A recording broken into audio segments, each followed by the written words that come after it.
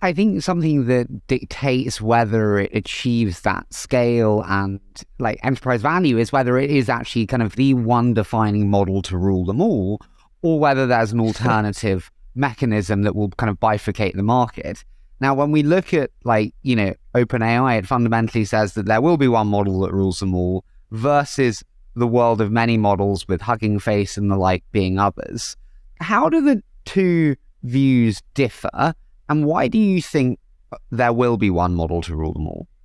Well, I mean, obviously these are my opinions, not the company's, just to make that clear to everybody. I don't think I would characterize OpenAI as one model to rule them all. And obviously there's all kinds of talk right now about it being closed source and the model should be open source for the value of the community and all of those factors. But I'd say actually, if you give the company credit for this stuff, which they've released, they have done a lot in the open source and contributed back to the community.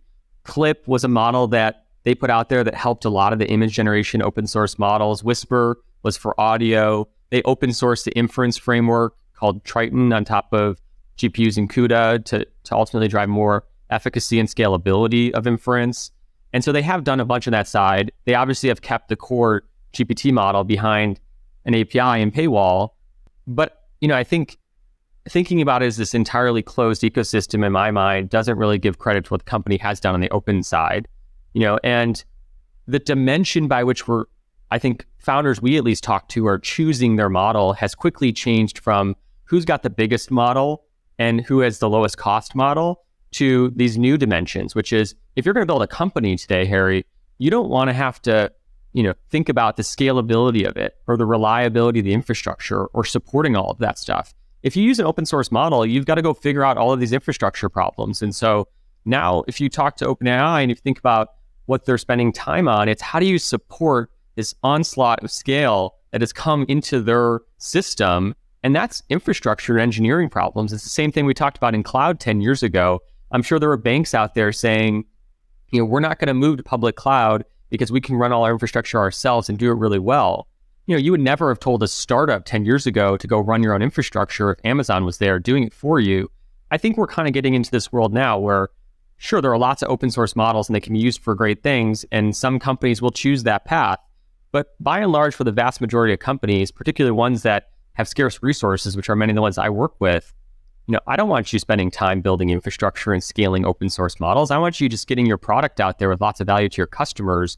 And I think OpenAI is quickly figuring out the cost curve, which is probably the biggest, competing interest against that. They put out 3.5 Turbo, which is, I think, at least one, if not two orders of magnitude less expensive than before. And so, in my opinion, I'd bet on these ecosystems to scale the infrastructure, and ultimately that's becoming more important than decision factors.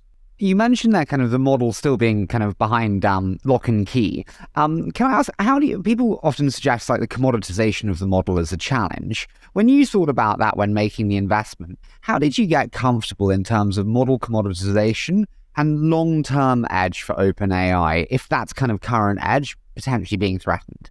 This is a question we talked about a lot. I think part of it we're already seeing the evidence of, in my opinion, where commoditization of the core model output is not really what people will make decisions on over time. I'm sure there are lots of companies that give similar search results to Google, but the reason these companies get built up to scale is because the ecosystem around them grows. And you're even seeing this. They had launched plugins about a month ago, and ChatGPT has taken off and taken the world by storm. I think it's the fastest company to 100 million users ever in like 3 or 4 months. And so even if the raw model does get competed against, there are maybe companies like Google or Facebook or Microsoft or some of these startups that can compete on that.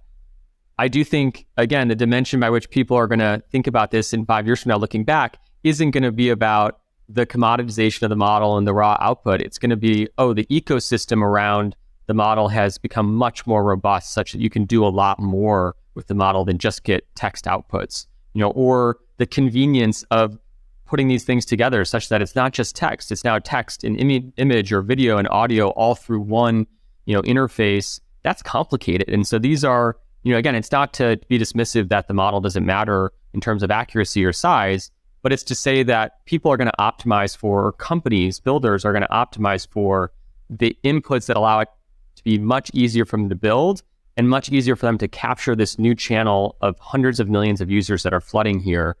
And that is not about, commoditization model. That's about ecosystem and the kind of classic things that make great businesses.